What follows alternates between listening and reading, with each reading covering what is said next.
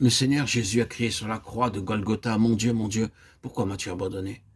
Répétant ainsi les paroles prononcées par David au milieu des larmes amères des années auparavant.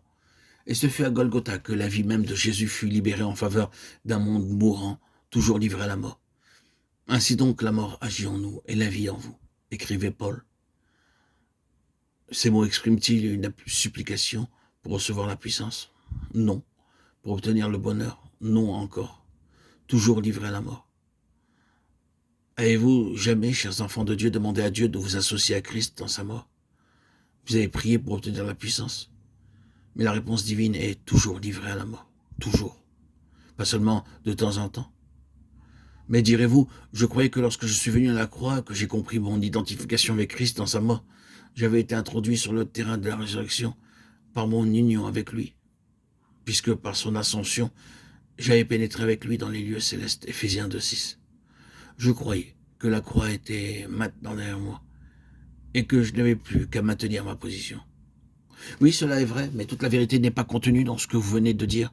2 Corinthiens 4, 10, 12 et Philippiens 3, 10 occupent une place vitale dans la vie spirituelle de tous ceux qui veulent s'attacher à connaître le Seigneur. Regardez-vous comme mort au péché et comme vivant pour Dieu. Romains 6, 11. Et vous êtes mort et votre vie est cachée avec Christ en Dieu. Colossiens 3, 3.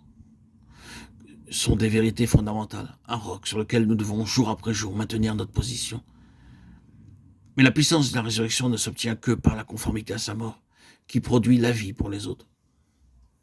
Toujours livré à la mort pour l'amour de Jésus.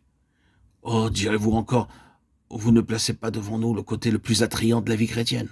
Ah, frères et sœurs en Christ, pourquoi, en suivant votre Sauveur, recherchez-vous toujours ce qui est attrayant à vue humaine?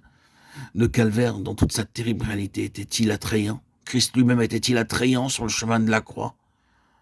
Si nous avions pu le contempler alors, nous n'aurions trouvé en lui aucune beauté qui nous le fasse désirer. Ésaïe 53, 2. Mais à cause de la joie qui lui était proposée, il a enduré la croix et méprisé la honte. Hébreux 12, 2. Si nos yeux étaient ouverts par le Saint-Esprit, et qu'il nous soit donné d'avoir la vision divine de notre Seigneur dans sa souffrance, nous trouverions alors une beauté ineffable dans l'esprit de l'agneau qui était en lui. Nous verrions alors le côté céleste de la communion avec Christ sur le chemin de la croix, et nous regarderions comme une joie parfaite de suivre ses traces. Alors et alors, seulement notre désir intense serait de souffrir avec lui, parce qu'ainsi, et ainsi seulement, nous serons glorifiés avec lui. Romains 8, 17. Cette parole est certaine. Si nous sommes morts avec lui, nous vivrons aussi avec lui. Si nous souffrons, nous régnerons aussi avec lui. 2 Timothée 2, 11, 12.